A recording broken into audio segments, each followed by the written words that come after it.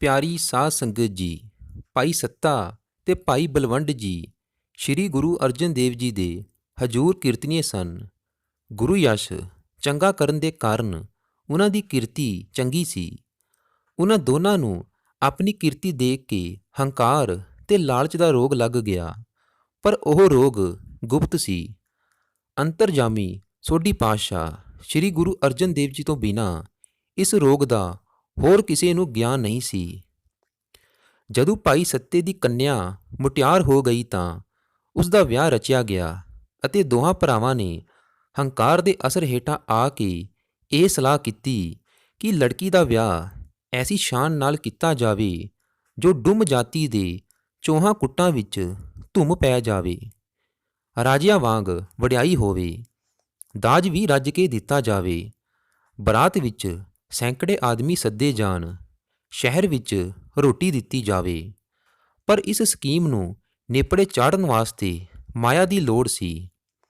ਪਰ ਮਾਇਆ ਉਹਨਾਂ ਦੇ ਘਰ ਥੋੜ੍ਹੀ ਸੀ। ਗੁਰੂ ਘਰ ਵਿੱਚ ਲੱਖਾਂ ਰੁਪਏ ਰੋਜ਼ ਚੜ੍ਹਦੇ ਸਨ। ਉਹਨਾਂ ਨੇ ਸਲਾਹ ਕੀਤੀ ਕਿ ਗੁਰੂ ਜੀ ਨੂੰ ਆਖੀਏ ਕਿ ਇੱਕ ਦਿਨ ਦਾ ਸਾਰਾ ਚੜ੍ਹਾਵਾ ਉਹਨਾਂ ਨੂੰ ਕੰਨਿਆ ਦੇ ਵਿਆਹ ਵਾਸਤੇ ਦਿੱਤਾ ਜਾਵੇ। ਇਹ ਸਲਾਹ ਪਕਾ ਕੇ ਉਹ ਗੁਰੂ ਜੀ ਦੇ ਹਜ਼ੂਰ ਪਹੁੰਚੇ ਅਤੇ ਬੇਨਤੀ ਕੀਤੀ, ਗੁਰੂ ਜੀ, ਅਸੀਂ ਕੰਨਿਆ ਦਾਨ ਕਰਨਾ ਹੈ, ਖਰਚ ਵਾਸਤੇ ਸਾਡੀ ਮਾਇਲੀ ਸਹਾਇਤਾ ਕਰੋ।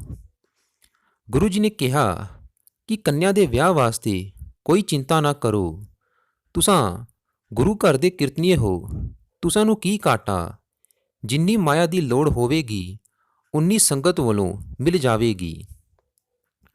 ਪਰ ਭਾਈ ਸੱਤੇ ਤੇ ਭਾਈ ਬਲਵੰਡ ਜੀ ਦੇ ਦਿਲਾਂ ਵਿੱਚ ਹਉਮੈ ਆ ਚੁੱਕੀ ਸੀ। ਉਹਨਾਂ ਦੇ ਰੋਗੀ ਦਿਲਾਂ ਨੇ ਬਚਨਾਂ ਉੱਤੇ ਭਰੋਸਾ ਨਾ ਕੀਤਾ, ਲਾਲਚ ਵਿੱਚ ਆ ਗਏ। ਸੋਚਿਆ, ਗੁਰੂ ਜੀ ਸ਼ਾਇਦ ਥੋੜ੍ਹੇ ਰੁਪਏ ਦੇਣ, ਜੇ ਇੱਕ ਦਿਨ ਦਾ ਚੜ੍ਹਾਵਾ ਗੁਰੂ ਜੀ ਬਖਸ਼ ਦੇਣ ਤਾਂ ਵਿਆਹ ਚੰਗਾ ਹੋ ਸਕਦਾ ਹੈ, ਕਿਉਂਕਿ ਹਰ ਰੋਜ਼ 10-15 ਹਜ਼ਾਰ ਤੋਂ ਘੱਟ ਰੁਪਇਆ ਨਹੀਂ ਸੀ ਚੜ੍ਹਦਾ। ਲੀੜਿਆਂ ਦਾ ਤਾਂ ਅੰਤ ਨਹੀਂ ਸੀ। ਉਹਨਾਂ ਨੇ ਗੁਰੂ ਜੀ ਨੂੰ ਪ੍ਰਗਟ ਰੂਪ ਤੇ ਦਿਲ ਦੇ ਭਾਵ ਦੱਸ ਦਿੱਤੇ।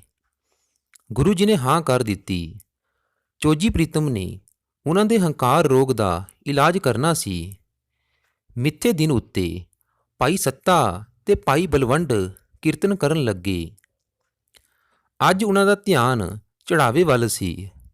ਜਦੋਂ ਕੋਈ ਸਿੱਖ ਆਉਂਦਾ ਤਾਂ ਦੇਖਦੇ ਉਹ ਕੀ ਚੜ੍ਹਾਉਂਦਾ ਹੈ। ਜੇ ਤਾਂ ਰੁਪਇਆ ਸੁੱਟਦਾ ਤਾਂ ਖੁਸ਼ ਹੋ ਜਾਂਦੇ, ਜੇ ਪੈਸਾ ਚੜ੍ਹਾਉਂਦਾ ਤਾਂ ਉਹਨਾਂ ਨੂੰ ਨਿਰਾਸ਼ਤਾ ਹੁੰਦੀ। ਉਸ ਦਿਨ ਕੀਰਤਨ ਵਿੱਚ ਰਸ ਨਹੀਂ ਸੀ, ਕਿਉਂਕਿ ਉਹਨਾਂ ਦੀ ਰੂਹ ਤਾਂ ਮਾਇਆ ਦੇ ਪਿੱਛੇ ਫਿਰਦੀ ਸੀ, ਕਿਉਂਕਿ ਜਿੱਥੇ ਲੋਭ ਹੋਵੇ ਉੱਥੇ ਪ੍ਰੇਮ ਨਹੀਂ ਹੁੰਦਾ। ਗੁਰੂ ਜੀ ਦੇ ਚੋਜ ਸਨ। ਜਦੋਂ ਦੋਵੇਂ ਭਰਾ ਕੀਰਤਨ ਕਰਕੇ ਉੱਠੇ ਤਾਂ ਸਾਰੀ ਚੜ੍ਹਤ ਗਿਣੀ ਗਈ। ਉਹ ਸਿਰਫ 100 ਰੁਪਇਆ ਸੀ। 100 ਰੁਪਏ ਨੂੰ ਦੇਖ ਕੇ ਦੋਵੇਂ ਜਾਣੇ ਦੰਗ ਰਹਿ ਗਏ। ਹੰਕਾਰ ਤੇ ਲਾਲਚ ਦੇ ਫੋੜੇ ਫੁੱਟ ਗਏ। ਉਹਨਾਂ ਦੀ ਜ਼ੁਬਾਨਾਂ ਰਾਹੀਂ ਪੀਕ ਨਿਕਲਣ ਲੱਗੀ। ਉਹ ਸੜੇ ਬਲੇ ਬੋਲੇ, ਗੁਰੂ ਜੀ, ਇਹ ਬਹੁਤ ਮਾੜੀ ਗੱਲ ਹੋਈ ਹੈ। 100 ਰੁਪਏ ਨਾਲ ਦੱਸੋ ਕੀ ਬਣੇਗਾ? ਇਹ ਤਾਂ ਬਾਲਣ ਜੋਗੇ ਵੀ ਪੈਸੇ ਨਹੀਂ ਹਨ। ਗੁਰੂ ਜੀ ਨੇ ਕਿਹਾ, ਚੜ੍ਹਾਵੇ ਦਾ ਫੈਸਲਾ ਸੀ ਸੋ ਪੂਰਾ ਕਰ ਦਿੱਤਾ। ਇਹ 100 ਰੁਪਇਆ ਲੈ ਜਾਓ, ਹੋਰ ਜੋ ਕੰਨਿਆ ਦੇ ਭਾਗ ਵਿੱਚ ਹੋਵੇਗਾ ਸੋ ਮਿਲ ਜਾਵੇਗਾ। ਗੁਰੂ ਜੀ ਦਾ ਇਹ ਬਚਨ ਸੁਣ ਕੇ ਦੋਵਾਂ ਭਰਾਵਾਂ ਨੇ ਸਾਜ ਸਮੇਟੇ ਤੇ ਬੰਨੇ ਸੜੇ ਬਲੇ ਘਰ ਪਹੁੰਚ ਗਏ। ਘਰ ਜਾ ਕੇ ਜ਼ੁਬਾਨ ਨੂੰ ਨਹੀਂ ਰੋਕਿਆ। ਗੁਰੂ ਜੀ ਤੇ ਗੁਰਗੱਦੀ ਬਾੜੇ ਕੋੜੇ ਵਚਨ ਬੋਲਣ ਲੱਗੇ। ਅਗਲੀ ਸਵੇਰ ਹੋਈ। ਆਸਾਂ ਦੀ ਵਾਰ ਦਾ ਕੀਰਤਨ ਕਰਨ ਵਾਸਤੇ ਸੱਚੇ ਦਰਬਾਰ ਵਿੱਚ ਹਾਜ਼ਰ ਹੋਣਾ ਸੀ, ਪਰ ਉਹ ਚੁੱਪ ਕਰਕੇ ਮੰਜਿਆਂ ਉੱਤੇ ਲੇਟੇ ਰਹੇ। ਵੇਲੇ ਤੋਂ ਕਵੇਲਾ ਹੋਣ ਲੱਗਾ। ਉਹਨਾਂ ਨੇ ਫੈਸਲਾ ਕਰ ਲਿਆ ਕਿ ਉਹ ਕੀਰਤਨ ਕਰਨ ਨਹੀਂ ਜਾਣਗੇ। ਉਧਰ ਦਰਬਾਰ ਲੱਗ ਗਿਆ। ਸੋਢੀ ਸੁਲਤਾਨ ਪੰਚਮ ਪਾਤਸ਼ਾਹ ਮਸਨਦ ਉੱਤੇ ਜਾ ਬਰਾਜੇ। ਸੰਗਤ ਆ ਕੇ ਬੈਠ ਗਈ, ਪਰ ਕੀਰਤਨ ਨਹੀਂ ਸੀ ਹੋ ਰਿਹਾ। ਦੋਵੇਂ ਭਰਾ ਪਹੁੰਚੇ ਹੀ ਨਾ। ਗੁਰੂ ਜੀ ਤਾਂ ਜਾਣਦੇ ਸਨ, ਪਰ ਸੰਗਤਾਂ ਨੂੰ ਹੈਰਾਨੀ ਸੀ ਕਿ ਰਬਾਬੀ ਦਰਬਾਰ ਵਿੱਚ ਕਿਉਂ ਨਹੀਂ ਆਏ। ਗੁਰੂ ਜੀ ਨੇ ਇੱਕ ਸਿੱਖ ਨੂੰ ਭੇਜਿਆ ਕਿ ਜਾ ਕੇ ਰਬਾਬੀਆਂ ਨੂੰ ਸੱਦ ਲਿਆ। ਗੁਰੂ ਘਰ ਦਾ ਸਰਦਾਲੂ ਸਿੱਖ ਨੱਠਾ ਨੱਠਾ ਭਾਈ ਸੱਤੇ ਤੇ ਭਾਈ ਬਲਵੰਡੇ ਦੇ ਘਰ ਪਹੁੰਚਿਆ। ਉਹਨਾਂ ਦੇ ਘਰ ਬੂਹਾ ਬੰਦ ਸੀ। ਜਾ ਕੇ ਆਵਾਜ਼ਾਂ ਮਾਰੀਆਂ ਤਾਂ ਭਾਈ ਸੱਤਾ ਬਾਹਰ ਆਇਆ। ਭਾਈ ਸੱਤੇ ਨੂੰ ਵੇਖ ਕੇ ਸਿੱਖ ਨੇ ਬੇਨਤੀ ਕੀਤੀ, ਰਾਏ ਜੀਓ, ਚੱਲੋ, ਸੱਚੇ ਪਾਤਸ਼ਾਹ ਸੱਦਦੇ ਹਨ, ਦਰਬਾਰ ਵਿੱਚ ਚੱਲੋ, ਕੀਰਤਨ ਦਾ ਵੇਲਾ ਹੈ। ਇਹ ਸੁਨੇਹਾ ਸੁਣ ਕੇ ਭਾਈ ਸੱਤੇ ਦਾ ਦਿਲ ਧੜਕਣ ਲੱਗ ਪਿਆ। ਉਹ ਪਾਗਲਾਂ ਵਾਂਗ ਕਾਲੀ ਕਾਲੀ ਆਖਣ ਲੱਗ ਪਿਆ, ਅਸੀਂ ਨਹੀਂ ਜਾਣਾ, ਸਾਨੂੰ ਇਸ ਗੁਰੂ ਕੋਲੋਂ ਕੋਈ ਲਾਭ ਨਹੀਂ। ਕੱਲ 100 ਰੁਪਇਆ ਦੇ ਕੇ ਟਰਕਾ ਦਿੱਤਾ। ਜੇ ਅਸਾਂ ਚੜ੍ਹਤ ਲੈਣੀ ਸੀ, ਮਸੰਦਾਂ ਰਾਹੀਂ ਸੰਗਤਾਂ ਨੂੰ ਅਖਵਾ ਦਿੱਤਾ ਕਿ ਭੇਟਾਂ ਨਾ ਦਿਓ। ਜੇ ਗੁਰੂ ਈਰਖਾ ਕਰਦਾ ਹੈ ਤਾਂ ਸਾਨੂੰ ਕੀਰਤਨ ਕਰਨ ਦਾ ਕੀ ਲਾਭ? ਨਾਲੇ ਅਸੀਂ ਰਬਾਬੀ ਹਾਂ। ਜਿਸ ਵੀ ਸੋਢੀ ਜਾਂ ਬੇਦੀ ਅੱਗੇ ਕੀਰਤਨ ਕਰਾਂਗੇ ਉਹ ਗੁਰੂ ਬਣ ਜਾਵੇਗਾ। ਸੰਗਤਾਂ ਉਸ ਨੂੰ ਮੱਥਾ ਟੇਕਣ ਲੱਗ ਪੈਣਗੀਆਂ। ਜਾਓ ਅਤੇ ਆਖੋ ਉਹ ਨਹੀਂ ਆਉਂਦੇ। ਇਹ ਆਖ ਕੇ ਭਾਈ ਸੱਤੇ ਨੇ ਬੂਹਾ ਬੰਦ ਕਰ ਦਿੱਤਾ। ਸਿੱਖ ਹੈਰਾਨ ਤੇ ਚੁੱਪ ਕਰਕੇ ਗੁਰੂ ਜੀ ਦੇ ਦਰਬਾਰ ਵਿੱਚ ਮੁੜ ਆ ਹਾਜ਼ਰ ਹੋਇਆ। ਉਸ ਨੇ ਭਾਈ ਸੱਤੇ ਦੇ ਸਾਰੇ ਬੋਲੇ ਫਿੱਕੇ ਬਚਨ ਗੁਰੂ ਜੀ ਦੀ ਹਜ਼ੂਰੀ ਵਿੱਚ ਇਨ ਬਿਨ ਬੋਲ ਸੁਣਾਏ। ਦਇਆ ਦੇ ਸਾਗਰ ਸੱਚੇ ਪਾਤਸ਼ਾਹ ਨਿੰਦਾ ਸੁਣ ਕੇ ਵੀ ਨਹੀਂ ਘਬਰਾਏ। ਭਾਈ ਗੁਰਦਾਸ ਜੀ ਨੂੰ ਆਖਣ ਲੱਗੇ, ਭਾਈ ਸਾਹਿਬ ਜੀ, ਆਪ ਪਧਾਰੀਏ, ਗੁਰੂ ਘਰ ਦੇ ਰਬਾਬੀਆਂ ਨੂੰ ਸਤਿਕਾਰ ਨਾਲ ਦਰਬਾਰ ਵਿੱਚ ਲਿਆਈਏ। ਉਹ ਭੁੱਲ ਕੇ ਕ੍ਰੋਧ ਕਰ ਬੈਠੇ ਨੇ। ਗੁਰੂ ਘਰ ਕਿਸੇ ਗੱਲ ਦੀ ਥੁੜ ਨਹੀਂ। ਉਹਨਾਂ ਦੀ ਕੰਨਿਆ ਦਾ ਵਿਆਹ ਐਸਾ ਹੀ ਹੋ ਜਾਵੇਗਾ ਜੈਸਾ ਉਹ ਚਾਹੁੰਦੇ ਨੇ। ਉਹਨਾਂ ਨੂੰ ਹਉਮੈ ਰੋਗ ਦੁਖੀ ਕਰ ਰਿਹਾ ਹੈ। ਭਾਈ ਗੁਰਦਾਸ ਜੀ ਭਾਈ ਸੱਤੇ ਤੇ ਭਾਈ ਬਲਵੰਡ ਦੇ ਘਰ ਨੂੰ ਤੁਰੇ। ਨਿਮਰਤਾ ਦੀ ਹੱਦ ਹੋ ਗਈ। ਮਰਾਸੀਆਂ ਨੂੰ ਮਰਾਉਣ ਵਾਸਤੇ ਉਹ ਸਮੇਂ ਦੇ ਮਹਾਂਵਿਦਵਾਨ ਤੇ ਕਵੀ ਜਾ ਰਹੇ ਸਨ, ਉਹ ਵੀ ਨੰਗੇ ਪੈਰੀ। ਭਾਈ ਜੀ ਬੂਹੇ ਕੋਲ ਪਹੁੰਚ ਕੇ ਚੋਖਾ ਚਿਰ ਆਵਾਜ਼ਾਂ ਮਾਰਦੇ ਰਹੇ। ਸਾਰੇ ਟੱਬਰ ਨੇ ਆਵਾਜ਼ਾਂ ਅਣਸੁਣੀਆਂ ਕਰ ਛੱਡੀਆਂ। ਆਖਰ ਭਾਈ ਬਲਵੰਡ ਆਇਆ। ਭਾਈ ਸਾਹਿਬ ਨੂੰ ਵੇਖ ਕੇ ਉਹ ਵੀ ਪੁੱਠਾ ਹੀ ਬੋਲਿਆ, ਜਾਓ ਆਪ ਕੀਰਤਨ ਕਰ ਲਵੋ, ਅਸੀਂ ਨਹੀਂ ਆਣਾ। ਇੱਕ ਵਾਰ ਜੋ ਆਗ ਭੇਜਿਆ, ਘੜੀ ਮੁੜੀ ਆਉਣ ਦਾ ਕੀ ਮਤਲਬ? ਪਿੱਛਾ ਛੱਡੋ, ਕੱਲ ਅਸੀਂ ਸ਼ਹਿਰੋਂ ਵੀ ਚਲੇ ਜਾਵਾਂਗੇ। ਭਾਈ ਗੁਰਦਾਸ ਜੀ ਨੇ ਬੜੀ ਹਲੀਮੀ ਤੇ ਪਿਆਰ ਦੇ ਲਹਿਜੇ ਵਿੱਚ ਸਮਝਾਇਆ, ਰਾਏ ਜੀ, ਕ੍ਰੋਧ ਕਰਨਾ ਠੀਕ ਨਹੀਂ, ਆਪ ਚਲੀਏ, ਗੁਰੂ ਜਸ ਕੀਰਤਨ ਕਰੀਏ। ਮਾਇਆ ਦੇ ਕਾਰਨ ਗੁਰੂ ਪੀਰ ਨਾਲ ਵਿਗਾੜਨੀ ਨਹੀਂ ਚਾਹੀਦੀ। ਤੁਸਾਂ ਦੀ ਕੰਨਿਆ ਅਸਾਂ ਦੀ ਵੀ ਕੰਨਿਆ ਹੈ। ਜਿਵੇਂ ਆਖੋਗੇ ਤਿਵੇਂ ਹੀ ਸ਼ਾਨ ਨਾਲ ਵਿਆਹ ਹੋ ਜਾਵੇਗਾ। ਚਲੋ ਕ੍ਰੋਧ ਨੂੰ ਮਾਰੋ। ਜਦੋਂ ਕਿਸੇ ਦੇ ਮਾੜੇ ਦਿਨ ਹੋਣ ਤਦੋਂ ਉਸ ਨੂੰ ਕਿਸੇ ਦੀਆਂ ਚੰਗੀਆਂ ਗੱਲਾਂ ਵੀ ਮਾੜੀਆਂ ਪ੍ਰਤੀਤ ਹੁੰਦੀਆਂ ਹਨ। ਉਹ ਕਿਸੇ ਮਹਾਂਪੁਰਸ਼ ਦੇ ਉਪਦੇਸ਼ ਵੱਲ ਵੀ ਕੰਨ ਨਹੀਂ ਕਰਦਾ। ਭਾਈ ਬਲਵੰਡ ਨੇ ਇੱਕ ਨਾ ਸੁਣੀ, ਸਗੋਂ ਅੰਦਰ ਨੂੰ ਚਲਾ ਗਿਆ। ਭਾਈ ਗੁਰਦਾਸ ਜੀ ਵਾਪਸ ਮੁੜ ਆਏ। ਉਸ ਤੋਂ ਬਾਅਦ ਗੁਰੂ ਜੀ ਆਪ ਚੰਦਨ ਚੌਂਕੀ ਵਾਲੇ ਸਿੰਘਾਸਨ ਤੋਂ ਉੱਠੇ। ਸੰਗਤਾਂ ਦਾ ਉਦਾਰ ਕਰਨ ਵਾਸਤੇ ਡੂਮਾ ਦੇ ਘਰ ਨੂੰ ਤੁਰ ਪਏ। ਸੰਗਤ ਨੇ ਨਾਲ ਜਾਣਾ ਚਾਹਿਆ, ਪਰ ਗੁਰੂ ਜੀ ਨੇ ਸਭ ਨੂੰ ਰੋਕ ਦਿੱਤਾ। ਉਹਨਾਂ ਨੇ ਕਿਹਾ, ਭਾਈ ਗੁਰਦਾਸ ਜੀ ਤੋਂ ਬਿਨਾਂ ਉਹ ਕਿਸੇ ਨੂੰ ਨਾਲ ਨਹੀਂ ਲਿਜਾਣਗੇ। ਦੋ ਜਹਾਨ ਦੇ ਵਾਲੀ ਭਾਈ ਸੱਤੇ ਬਲਵੰਡ ਦੇ ਘਰ ਕੋਲ ਗਏ ਤਾਂ ਉਹਨਾਂ ਦੇ ਘਰ ਦਾ ਬੂਹਾ ਆਪਣੇ ਆਪ ਖੁੱਲ੍ਹ ਗਿਆ। ਆਵਾਜ਼ਾਂ ਮਾਰਨ ਦੀ ਲੋੜ ਨਾ ਪਈ। ਗੁਰੂ ਜੀ ਅੰਦਰ ਚਲੇ ਗਏ। ਅੱਗੇ ਭਾਈ ਸੱਤਾ ਜੀ ਤੇ ਭਾਈ ਬਲਵੰਡ ਜੀ ਮੰਜੀਆਂ ਉੱਤੇ ਬੈਠੇ ਸਨ। ਉਹਨਾਂ ਨੇ ਅੱਗੋਂ ਉੱਠ ਕੇ ਗੁਰੂ ਜੀ ਦਾ ਸਤਿਕਾਰ ਨਾ ਕੀਤਾ। ਜ਼ੁਬਾਨੋਂ ਵੀ ਜੀ ਆਇਆਂ ਨੂੰ ਨਹੀਂ ਆਖਿਆ। ਘਰ ਦੇ ਬਾਕੀ ਦੇ ਜੀ ਵੀ ਚੁੱਪ ਰਹੇ। ਗੁਰੂ ਜੀ ਨੇ ਦੋਹਾਂ ਨੂੰ ਸੰਬੋਧਨ ਕਰਕੇ ਬਚਨ ਕੀਤਾ, ਚਲੋ ਭਾਈ ਕੀਰਤਨ ਕਰੋ, ਸੰਗਤਾਂ ਉਡੀਕ ਰਹੀਆਂ ਨੇ। ਜੇ ਕੋਈ ਰੋਸ ਹੋਵੇਗਾ ਤਾਂ ਉਹ ਮੇਰੇ ਨਾਲ ਹੈ। ਗੁਰੂ ਘਰ ਨਾਲ ਕੀ ਰੋਸ? ਚਲੋ ਕੀਰਤਨ ਕਰੋ। ਭਾਈ ਬਲਵੰਡ ਜੀ ਕ੍ਰੋਧ ਨਾਲ ਬੋਲਿਆ, ਅਸਾਂ ਨਹੀਂ ਜਾਣਾ। ਅਸੀਂ ਤੁਸਾਂ ਨੂੰ ਗੁਰੂ ਬਣਾਉਣ ਦਾ ਯਤਨ ਕੀਤਾ। ਸਾਡੇ ਕੀਰਤਨ ਕਰਕੇ ਹੀ ਲੋਕ ਆਉਂਦੇ ਨੇ, ਪਰ ਤੁਸਾਂ ਨੇ ਧੋਖਾ ਕੀਤਾ। ਸੰਗਤਾਂ ਨੂੰ ਰੋਕ ਦਿੱਤਾ ਕਿ ਭੇਟਾਂ ਨਾ ਚਾੜਨ। ਜਾਓ ਜਾ ਕੇ ਕਿਸੇ ਕੋਲੋਂ ਕੀਰਤਨ ਕਰਵਾ ਲਵੋ। ਅਸੀਂ ਕਿਸੇ ਹੋਰ ਸੋਢੀ ਅੱਗੇ ਜਾ ਕੇ ਕੀਰਤਨ ਕਰਾਂਗੇ, ਉਸੇ ਨੂੰ ਗੁਰੂ ਬਣਾ ਦਿਆਂਗੇ। ਜਿੱਥੇ ਕਦਰ ਨਾ ਹੋਵੇ ਉੱਥੇ ਰਹਿਣਾ ਚੰਗਾ ਨਹੀਂ। ਗੁਰੂ ਨਾਨਕ ਜੀ ਕੋਲ ਜੇ ਭਾਈ ਮਰਦਾਨਾ ਜੀ ਨਾ ਹੁੰਦਾ ਤਾਂ ਉਸ ਨੂੰ ਗੁਰੂ ਕਿਸ ਨੇ ਆਖਣਾ ਸੀ। ਗੁਰੂ ਅੰਗਦ ਦੇਵ ਜੀ ਤੇ ਤੁਸਾਂ ਦੇ ਪਿਤਾ ਜੀ ਨੂੰ ਜੇਕਰ ਗੁਰੂ ਪ੍ਰਗਟ ਕਰਨ ਵਾਲੇ ਹਾਂ ਤਾਂ ਅਸੀਂ ਹਾਂ। ਹੁਣ ਅਸਾਂ ਦੀ ਤੇ ਤੁਸਾਂ ਦੀ ਨਹੀਂ ਭਿੱਜਦੀ, ਕੋਈ ਹੋਰ ਪ੍ਰਬੰਧ ਕਰ ਲਵੋ। ਸ਼੍ਰੀ ਗੁਰੂ ਅਰਜਨ ਦੇਵ ਜੀ ਨੇ ਜਦੋਂ ਇਉਂ ਫਿੱਕੇ ਬਚਨ ਸੁਣੇ ਤੇ ਗੁਰੂ ਨਾਨਕ ਦੇਵ ਜੀ ਤੇ ਗੁਰੂ ਅੰਗਦ ਦੇਵ ਜੀ ਦੀ ਨਿੰਦਿਆ ਸੁਣੀ ਤਾਂ ਕ੍ਰੋਧਵਾਨ ਹੋ ਗਏ। ਉਸੇ ਵੇਲੇ ਆਖਿਆ, ਸੱਤਿਆ ਤੇ ਬਲਵੰਡੇ, ਤੁਸੀਂ ਫਿੱਟ ਗਏ ਹੋ। ਇਹ ਫਟੇਵਾ ਤੁਸਾਂ ਨੂੰ ਤੰਗ ਕਰੇਗਾ।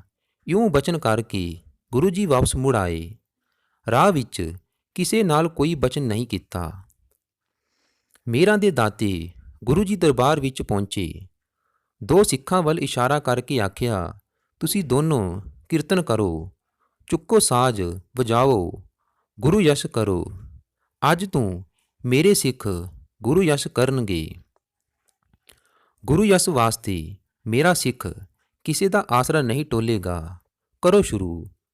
ਗੁਰੂ ਜੀ ਦਾ ਇਸ਼ਾਰਾ ਕਰਨ ਦੀ ਢਿੱਲ ਸੀ। ਦੋਹਾਂ ਸਿੱਖਾਂ ਨੇ ਕੀਰਤਨ ਕਰਨਾ ਸ਼ੁਰੂ ਕਰ ਦਿੱਤਾ। ਸਾਜ਼ ਵੱਜੇ, ਰਾਗ ਗਾਇਆ ਗਿਆ, ਸ਼ਬਦ ਪੜ੍ਹੇ ਗਏ। ਐਸਾ ਆਨੰਦ ਬੱਝਾ ਕਿ ਸੰਗਤ ਵਿੱਚੋਂ ਕੋਈ ਇਹ ਨਾ ਜਾਣ ਸਕਿਆ ਕਿ ਜੋ ਕੀਰਤਨ ਕਰਦੇ ਹਨ ਉਹਨਾਂ ਨੂੰ ਰਾਗ ਦੀ ਸਮਝ ਨਹੀਂ। ਉਸ ਦਿਨ ਤੋਂ ਸਿੱਖਾਂ ਨੇ ਕੀਰਤਨ ਕਰਨਾ ਸ਼ੁਰੂ ਕਰ ਦਿੱਤਾ। ਉੱਧਰ ਦੂਜੇ ਪਾਸੇ ਭਾਈ ਸੱਤਾ ਤੇ ਭਾਈ ਬਲਵੰਡ ਜੀ ਦਰ ਬਾ ਦਰ ਰੋਲਣ ਲੱਗੇ, ਕਿਉਂਕਿ ਜਦੋਂ ਗੁਰੂ ਜੀ ਨੇ ਫਿਟਕਾਰ ਦਿੱਤਾ ਤਾਂ ਮੱਥੇ ਕੌਣ ਲਾਵੇ। ਜਿੱਧਰ ਉਹ ਜਾਂਦੇ ਲੋਕ ਅੱਗੋਂ ਪਾਸੇ ਹੋ ਜਾਂਦੇ, ਘਰਾਂ ਦੇ ਬੂਹੇ ਵੱਜ ਜਾਂਦੇ, ਬੱਚੇ ਰੌਲਾ ਪਾਉਣ ਲੱਗ ਜਾਂਦੇ ਕਿ ਗੁਰੂ ਜੀ ਦੇ ਫਿਟਕਾਰੇ ਹੋਏ ਆਏ ਨੇ। ਜੋ ਪੂੰਜੀ ਕੋਲ ਸੀ ਉਹ ਖਾਂਦਿਆਂ ਖਾਂਦਿਆਂ ਮੁੱਕ ਗਈ। ਕਈ ਗੁਰੂ ਨਿੰਦਕਾਂ ਤੇ ਧੀਰ ਮਲੀਆਂ ਸੋਢੀਆਂ ਕੋਲ ਗਏ, ਪਰ ਕਿਸੇ ਨੇ ਉਹਨਾਂ ਨੂੰ ਆਸਰਾ ਨਾ ਦਿੱਤਾ। ਉਹ ਭੁੱਖੇ ਮਰਨ ਲੱਗੇ। ਉਹਨਾਂ ਨੂੰ ਕੁਝ ਨਹੀਂ ਸੀ ਸੁਝਦਾ ਕਿ ਕੀ ਕਰਨ। ਹੌਲੀ ਹੌਲੀ ਤਨ ਵੀ ਫਿੱਟਣ ਲੱਗੇ। ਮਾਮਲੀ ਫੋੜੇ ਜ਼ਖਮ ਬਣ ਗਏ। ਉਹਨਾਂ ਨੂੰ ਕੋੜ ਹੋ ਗਿਆ। ਇੱਕ ਢਿੱਡੋਂ ਭੁੱਖੇ, ਦੂਸਰਾ ਤਨ ਕੋੜਾ। ਉਹ ਅਤ ਦੁਖੀ ਹੋਣ ਲੱਗੇ। ਗੁਰੂ ਅਰਜਨ ਦੇਵ ਜੀ ਦਾ ਅਪਮਾਨ ਕੀਤਾ। ਗੁਰੂ ਨਾਨਕ ਦੇਵ ਜੀ ਤੋਂ ਗੁਰੂ ਰਾਮਦਾਸ ਜੀ ਤੱਕ ਨਿੰਦਿਆ ਕੀਤੀ। ਨਰਕ ਦੇ ਭਾਗੀ ਹੋਣਾ ਹੀ ਸੀ। ਨਰਕ ਵੀ ਇਸ ਜਗਤ ਦਾ ਹੀ ਭੋਗਣ ਲੱਗੇ। ਉਹਨਾਂ ਦੇ ਗੁਆਂਢੀ ਵੀ ਤੰਗ ਹੋ ਗਏ। ਉਹਨਾਂ ਨੂੰ ਬਦਬੂ ਤੰਗ ਕਰਦੀ ਸੀ। ਭਾਈ ਸੱਤਾ ਤੇ ਭਾਈ ਬਲਵੰਡ ਘਰੋਂ ਬਾਹਰ ਨਾ ਨਿਕਲਦੇ। ਉਹਨਾਂ ਨੂੰ ਆਪਣੀ ਭੁੱਲ ਦਾ ਗਿਆਨ ਹੋ ਗਿਆ। ਆਪਣੇ ਮੂੰਹ ਉੱਤੇ ਆਪ ਹੀ ਚਪੇੜਾ ਮਾਰਨ ਲੱਗੇ। ਗੁਰੂ ਨਿੱਦਕ ਨੂੰ ਕਿਤੇ ਢੋਈ ਨਹੀਂ ਮਿਲਦੀ। ਦਰਗਾਹੋਂ ਤਿਰਕਾਰੇ ਗਏ। ਉਹ ਰੋ ਰੋ ਕੇ ਇਹ ਆਖਣ ਲੱਗੇ, ਕੋਈ ਸਾਨੂੰ ਗੁਰੂ ਜੀ ਪਾਸ ਲੈ ਚੱਲੇ, ਕੋਈ ਸਾਡਾ ਵਿਚੋਲਾ ਬਣੇ। ਅਸੀਂ ਭੁੱਲ ਗਏ, ਅਸੀਂ ਪਾਪੀ ਮਹਾਕੋੜੀ। ਸਾਡੀ ਫਰਿਆਦ ਕੋਈ ਸੁਣੇ, ਪਰ ਸੁਣੇ ਕੌਣ। ਉਹ ਆਪਣੇ ਕੋਠੇ ਉੱਤੇ ਚੜ੍ਹ ਜਾਂਦੇ ਤੇ ਊਂ ਕੂਕਦੇ ਰਹਿੰਦੇ। ਇਉਂ ਕੂਕਦਿਆਂ ਕੂਕਦਿਆਂ ਆਪਣੇ ਆਪ ਹੀ ਉਹਨਾਂ ਨੂੰ ਚੇਤਾ ਆ ਗਿਆ ਕਿ ਲਾਹੌਰ ਵਿੱਚ ਭਾਈ ਲੱਦਾ ਜੀ ਪਰਉਪਕਾਰੀ ਹਨ। ਉਹਨਾਂ ਨੂੰ ਮਿਲ ਕੇ ਤਰਲਾ ਕੀਤਾ ਜਾਵੇ ਤਾਂ ਉਹ ਜ਼ਰੂਰ ਵਿਚੋਲੇ ਬਣਨ ਨੂੰ ਤਿਆਰ ਹੋ ਜਾਣਗੇ। ਉਹਨਾਂ ਦੀ ਬੇਨਤੀ ਨੂੰ ਗੁਰੂ ਜੀ ਵੀ ਪ੍ਰਵਾਨ ਕਰ ਲੈਣਗੇ। ਬਸ ਨੰਗੇ ਪੈਰੀ ਘਰੋਂ ਲਾਹੌਰ ਨੂੰ ਤੁਰ ਪਏ। 35 ਮੀਲ ਪੈਂਡਾ ਸਵੇਰ ਤੋਂ ਤੁਰੇ ਹੋਏ ਸ਼ਾਮ ਨੂੰ ਲਾਹੌਰ ਪਹੁੰਚ ਗਏ। ਜਦੋਂ ਦੋਵੇਂ ਜਾਣੇ ਭਾਈ ਲੱਦਾ ਜੀ ਦੇ ਘਰ ਪਹੁੰਚੇ ਤਾਂ ਭਾਈ ਲੱਦਾ ਜੀ ਦੀ ਨੂੰਹਾਂ ਤੇ ਧੀਆਂ ਨੂੰ ਪਤਾ ਲੱਗਾ ਕਿ ਗੁਰੂ ਫਿਟਕਾਰੇ ਆਏ ਹਨ ਤਾਂ ਉਹਨਾਂ ਨੇ ਬਾਹਰਲਾ ਬੂਹਾ ਬੰਦ ਕਰ ਦਿੱਤਾ। ਉਸ ਵੇਲੇ ਭਾਈ ਲੱਦਾ ਜੀ ਘਰੇ ਹੀ ਸਨ। ਗਲੀ ਵਿੱਚ ਭਾਈ ਸੱਤਾ ਤੇ ਬਲਵੰਡ ਜੀ ਕੁੱਕਣ ਲੱਗੇ, ਤਰਲੇ ਕੱਢਣ ਲੱਗੇ। ਭਾਈ ਲੱਦਾ ਜੀ, ਆਪ ਪਰਉਪਕਾਰੀ ਜੀ, ਅਸਾਂ ਪਾਪੀਆਂ ਉੱਤੇ ਦਇਆ ਕਰੋ, ਮਿਹਰ ਕਰੋ, ਸਾਡੇ ਵਿਚੋਲੇ ਬਣੋ, ਗੁਰੂ ਜੀ ਨਾਲ ਮੇਲ ਕਰਾਵੋ, ਅਸੀਂ ਭੁੱਲਾਂ ਬਖਸ਼ਾ ਲਈਏ। ਗੁਰੂ ਬਖਸ਼ਣਹਾਰ ਹੈ। ਭਾਈ ਜੀ, ਤੁਸਾਂ ਬਿਨਾਂ ਸਾਡੇ ਰੋਗ ਦਾ ਇਲਾਜ ਕਿਸੇ ਨੇ ਨਹੀਂ ਕਰਨਾ। ਸਾਡੇ ਤਰਲੇ ਵੱਲ ਧਿਆਨ ਕਰੋ, ਅਸੀਂ ਪਾਪੀ, ਅਸੀਂ ਕੋਹੜੀ, ਅਸੀਂ ਫਟਕਾਰੇ, ਦਰ ਤੇਰੇ ਤੇ ਆ ਕੇ ਰੋਂਦੇ ਹਾਂ। ਭਾਈ ਲੱਦਾ ਜੀ ਨੂੰ ਤਰਸ ਆ ਗਿਆ। ਬੂਹਾ ਖੋਲ੍ਹਿਆ ਤੇ ਭਾਈ ਸੱਤੇ ਤੇ ਭਾਈ ਬਲਵੰਡ ਦੇ ਸਨਮੁਖ ਹੋ ਕੇ ਆਖਿਆ, ਜਾਓ ਘਰ ਨੂੰ, ਮੈਂ ਕੱਲ੍ਹ ਜਾਵਾਂਗਾ, ਗੁਰੂ ਜੀ ਕੋਲੋਂ ਤੁਹਾਡੇ ਬਦਲੇ ਖੀਮਾ ਦਾ ਦਾਨ ਮੰਗਾਂਗਾ। ਭਾਈ ਲੱਦਾ ਜੀ ਜ਼ੁਬਾਨੋਂ ਇਹ ਬਚਨ ਸੁਣ ਕੇ ਦੋਵੇਂ ਭਰਾ ਭਾਈ ਲੱਦਾ ਜੀ ਦੀ ਉਸਤਤ ਕਰਦੇ ਹੋਏ ਵਾਪਸ ਮੁੜ ਪਏ। ਉੱਧਰ ਸਵੇਰ ਹੋਈ ਤਾਂ ਭਾਈ ਲੱਦਾ ਜੀ ਪਰਉਪਕਾਰੀ ਨੇ ਪਰਉਪਕਾਰ ਕਰਨ ਦਾ ਹੌਸਲਾ ਕਰ ਲਿਆ। ਇਹੋ ਜਿਹਾ ਹੌਸਲਾ ਕੋਈ ਵਿਰਲਾ ਹੀ ਕਰ ਸਕਦਾ ਸੀ।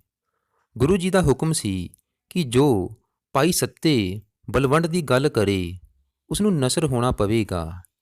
ਨਸ਼ਰ ਹੋਣਾ ਉਸ ਵੇਲੇ ਇੱਕ ਕਿਸਮ ਦੀ ਸਜ਼ਾ ਸੀ। ਭਾਈ ਲੱਦਾ ਜੀ ਨੇ ਕਿਹਾ ਕਿ ਉਹ ਘਰੋਂ ਨਸ਼ਰ ਹੋ ਕੇ ਚਲਦੇ ਹਨ। ਉਹਨਾਂ ਨੇ ਇੱਕ ਖੋਤਾ ਮੰਗਵਾ ਲਿਆ, ਉਸ ਨੂੰ ਟਾਕੀਆਂ ਦੀ ਲਗਾਮ ਲਾਈ, ਉੱਪਰ ਪਾਟੀ ਜਿਹੀ ਗੋਦਰੀ ਸੁੱਟ ਕੇ ਆਪ ਉਸ ਖੋਤੇ ਤੇ ਚੜ੍ਹ ਬੈਠੇ। ਪਿੰਡੇ ਨੂੰ ਸਵਾਹ ਤੇ ਕਾਲਖ ਮਲ ਲਈ, ਮੂੰਹ ਕਾਲਾ ਕਰ ਲਿਆ। ਇਹ ਨਸਰ ਹੋਣ ਦਾ ਢੰਗ ਸੀ। ਸਾਰੇ ਸ਼ਹਿਰ ਦੁਆਲੇ ਰੌਲਾ ਮੱਚ ਗਿਆ ਕਿ ਭਾਈ ਲੱਦਾ ਜੀ ਕਿਉਂ ਨਸ਼ਰ ਹੋ ਰਹੇ ਹਨ। ਬੱਚੇ ਦੁਆਲੇ ਆ ਹੋਏ, ਕੋਈ ਹੱਸਦਾ, ਕੋਈ ਤਾੜੀਆਂ ਮਾਰਦਾ। ਭਾਈ ਲੱਦਾ ਜੀ ਪਿੱਛੇ ਜਲੂਸ ਜਿਹਾ ਬਣ ਗਿਆ। ਲਾਹੌਰ ਦੇ ਸਾਲਾ ਮਾਰ ਬਾਗ ਤੱਕ ਚੋਖੀ ਭੀੜ ਨਾਲ ਆਈ। ਹੌਲੀ ਹੌਲੀ ਦੂਸਰੇ ਦਿਨ ਭਾਈ ਲੱਦਾ ਜੀ ਸ੍ਰੀ ਅੰਮ੍ਰਿਤਸਰ ਪਹੁੰਚੇ। ਸਿੱਖਾਂ ਨੇ ਗੁਰੂ ਜੀ ਨੂੰ ਪਹਿਲਾਂ ਹੀ ਦੱਸ ਦਿੱਤਾ ਕਿ ਭਾਈ ਲੱਦਾ ਜੀ ਨਸ਼ਰ ਹੋ ਕੇ ਆ ਰਹੇ ਹਨ। ਅੰਤਰਜਾਮੀ ਗੁਰੂ ਜੀ ਜਾਣ ਗਏ ਸੀ ਕਿ ਭਾਈ ਲੱਦਾ ਜੀ ਕਿਉਂ ਨਸ਼ਰ ਹੋਏ ਹਨ। ਗੁਰੂ ਜੀ ਸਿੰਘਾਸਨ ਤੋਂ ਉੱਠੇ, ਸ੍ਰੀ ਦਰਬਾਰ ਸਾਹਿਬ ਤੋਂ ਰਤਾ ਅੱਗੇ ਨੂੰ ਹੋ ਕੇ ਭਾਈ ਲੱਦਾ ਜੀ ਨੂੰ ਮਿਲਣ ਵਾਸਤੇ ਖਲੋ ਗਏ। ਸਿੱਖ ਦੇ ਸਿੱਖੀ ਸਿਦਕ ਤੇ ਪਰਉਪਕਾਰ ਕਰਨ ਦੀ ਰੂਹ ਨੇ ਗੁਰੂ ਜੀ ਨੂੰ ਸਿੰਘਾਸਨ ਤੋਂ ਉਠਾ ਦਿੱਤਾ। ਭਾਈ ਲੱਦਾ ਜੀ ਸ੍ਰੀ ਦਰਬਾਰ ਸਾਹਿਬ ਦੇ ਨੇੜੇ ਪਹੁੰਚ ਕੇ ਖੋਤੇ ਤੋਂ ਉਤਰੇ ਅਤੇ ਪੈਦਲ ਅੱਗੇ ਨੂੰ ਚੱਲ ਪਏ। ਅੱਗੇ ਸੰਗਤ ਸਮੇਤ ਗੁਰੂ ਜੀ ਖਲੋਤੇ ਸਨ। ਆਪਣੇ ਸਿੱਖ ਨੂੰ ਆਉਂਦਿਆਂ ਦੇਖ ਕੇ ਮੁਸਕਰਾ ਪਏ। ਦਿਆਲੂ ਸੱਚੇ ਪਾਤਸ਼ਾਹ ਦਿਆਲਤਾ ਵਿੱਚ ਆ ਗਏ। ਭਾਈ ਲੱਦਾ ਜੀ ਨੂੰ ਜੱਫੀ ਪਾ ਕੇ ਪੁੱਛਣ ਲੱਗੇ, ਭਾਈ ਲੱਦਾ ਜੀ, ਇਹ ਕੀ ਸਾਂਗ ਵਰਤਾਇਆ ਹੈ? ਭਾਈ ਲੱਦਾ ਜੀ ਨੇ ਕਿਹਾ, ਦਾਤਾ ਜੀ, ਅਸੀਂ ਜੀਵ ਭੁੱਲਣਹਾਰ ਤੇ ਪਾਪੀ ਹਾਂ। ਮਾਇਆ, ਹੰਕਾਰ ਤੇ ਸ਼ੈਤਾਨੀ ਬਲ ਸਾਡੀ ਆਤਮਾ ਉੱਤੇ ਧਰਨਾ ਮਾਰ ਕੇ ਬੈਠਾ ਹੈ। ਉਸ ਦੇ ਅਸਰ ਹੇਠ ਸਾਡੇ ਕੋਲੋਂ ਵੱਡੀਆਂ ਭੁੱਲਾਂ ਹੋ ਜਾਂਦੀਆਂ ਹਨ। ਸਾਡੀਆਂ ਭੁੱਲਾਂ ਨੂੰ ਚਿਤਾਰੋ, ਦਇਆ ਕਰੋ। ਗੁਰੂ ਜੀ ਨੇ ਪੁੱਛਿਆ, ਕੀ ਭੁੱਲ ਹੋ ਗਈ ਹੈ? ਭਾਈ ਲੱਦਾ ਜੀ ਨੇ ਕਿਹਾ, ਮੈਂ ਭੁੱਲ ਨਹੀਂ ਕੀਤੀ, ਮੈਂ ਆਪ ਜੀ ਦੀ ਆਗਿਆ ਦਾ ਉਲੰਘਣ ਕੀਤਾ ਹੈ। ਮੈਂ ਵਿਚੋਲਾ ਬਣ ਕੇ ਆਇਆ ਹਾਂ ਕਿ ਭਾਈ ਸੱਤੇ ਤੇ ਭਾਈ ਬਲਵੰਡ ਨੂੰ ਖਿਮਾ ਕਰੋ। ਉਹ ਕੀਤੀ ਦਾ ਫਲ ਪਾ ਚੁੱਕੇ ਹਨ, ਉਹਨਾਂ ਨੂੰ ਬਖਸ਼ ਦੇਣਾ ਚਾਹੀਦਾ ਹੈ। ਗੁਰੂ ਜੀ ਨੇ ਬਚਨ ਕੀਤਾ। ਭਾਈ ਲੱਦਾ ਜੀ, ਉਹਨਾਂ ਦੋਹਾਂ ਭਾਈਆਂ ਨੇ ਗੁਰੂ ਨਾਨਕ ਜੀ ਦੀ ਨਿੰਦਿਆ ਕੀਤੀ ਹੈ। ਜਿਸ ਜ਼ੁਬਾਨ ਨਾਲ ਨਿੰਦਿਆ ਕੀਤੀ ਹੈ, ਜੇ ਉਸੇ ਨਾਲ ਉਸਤਤ ਕਰਨ ਤਾਂ ਉਹਨਾਂ ਦਾ ਦੁੱਖ ਦੂਰ ਹੋ ਸਕਦਾ ਹੈ। ਗੁਰੂ ਜੀ ਪਾਸੋਂ ਇਹ ਆਗਿਆ ਹਾਸਲ ਕਰਕੇ ਭਾਈ ਲੱਦਾ ਜੀ ਭਾਈ ਸੱਤੇ ਤੇ ਭਾਈ ਬਲਵੰਡ ਦੇ ਘਰ ਪਹੁੰਚੇ। ਦੋਹਾਂ ਭਾਈਆਂ ਨੂੰ ਬਾਹਰ ਸੱਦ ਕੇ ਨਾਲ ਲੈ ਕੇ ਗੁਰੂ ਜੀ ਦੀ ਹਜ਼ੂਰੀ ਵਿੱਚ ਮੁੜ ਹਾਜ਼ਰ ਹੋ ਗਏ। ਗੁਰੂ ਜੀ ਦੀ ਹਜ਼ੂਰੀ ਵਿੱਚ ਹਾਜ਼ਰ ਹੋ ਕੇ ਭਾਈ ਸੱਤੇ ਤੇ ਭਾਈ ਬਲਵੰਡ ਨੇ ਗੁਰੂ ਘਰ ਦੀ ਮਹਿਮਾ ਵਰਣਨ ਕੀਤੀ। ਜੋ ਰਾਗ ਰਾਮਕਲੀ ਵਿੱਚ ਰਾਮਕਲੀ ਕੀ ਵਾਰ ਰਾਏ ਬਲਵੰਡ ਤਥਾ ਸੱਤੇ ਡੁਮ ਆਖੀ। ਜਦੋਂ ਇਹ ਵਾਰ ਸੰਪੂਰਨ ਹੋਈ ਤਾਂ ਭਾਈ ਸੱਤੇ ਤੇ ਭਾਈ ਬਲਵੰਡ ਦਾ ਕੋਹੜ ਦੂਰ ਹੋ ਗਿਆ। ਉਹਨਾਂ ਦੀ ਦੇਹ ਕੰਚਨ ਵਾਂਗ ਅਰੋਗ ਤੇ ਨਿਰਮਲ ਹੋ ਗਈ। ਇਸ ਮਹਾਨ ਕਥਾ ਤੋਂ ਇਹ ਸਿੱਖਿਆ ਮਿਲਦੀ ਹੈ ਕਿ ਗੁਰੂ ਪੀਰ ਦੀ ਨਿੰਦਿਆ ਨਹੀਂ ਕਰਨੀ ਚਾਹੀਦੀ। ਗੁਰੂ ਜੀ ਜੋ ਭਾਣਾ ਵਰਤਾਉਂਦੇ ਹਨ ਉਸ ਨੂੰ ਭਰੋਸੇ ਤੇ ਹੌਸਲੇ ਨਾਲ ਦੇਖਣਾ ਚਾਹੀਦਾ ਹੈ। ਭਾਈ ਲੱਦਾ ਜੀ ਵਾਂਗ ਪਰਉਪਕਾਰ ਕਰਨਾ ਚਾਹੀਦਾ ਹੈ। ਸੋ ਸਾਧ ਸੰਗਤ ਜੀ, ਜੇਕਰ ਇਹ ਸਾਖੀ ਤੁਹਾਨੂੰ ਪਸੰਦ ਆਈ ਹੋਵੇ ਤਾਂ ਇਸ ਵੀਡੀਓ ਨੂੰ ਲਾਈਕ ਕਰੋ ਅਤੇ ਕਮੈਂਟ ਬਾਕਸ ਵਿੱਚ ਜਾ ਕੇ ਵਾਹਿਗੁਰੂ ਜੀ ਜ਼ਰੂਰ ਲਿਖੋ ਅਤੇ ਇਸ ਚੈਨਲ ਨੂੰ ਸਬਸਕ੍ਰਾਈਬ ਵੀ ਜ਼ਰੂਰ ਕਰੋ।